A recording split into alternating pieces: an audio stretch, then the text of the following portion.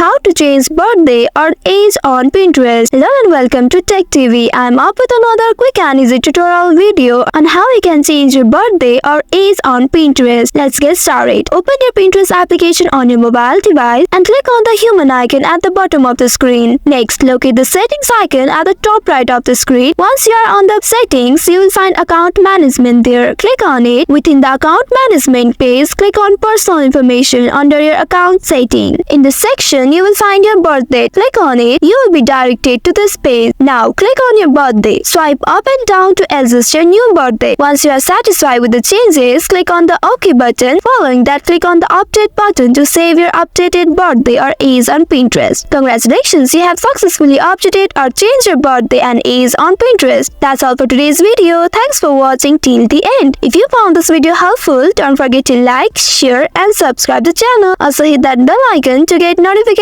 on more such helpful tutorials. See you in the next video. Stay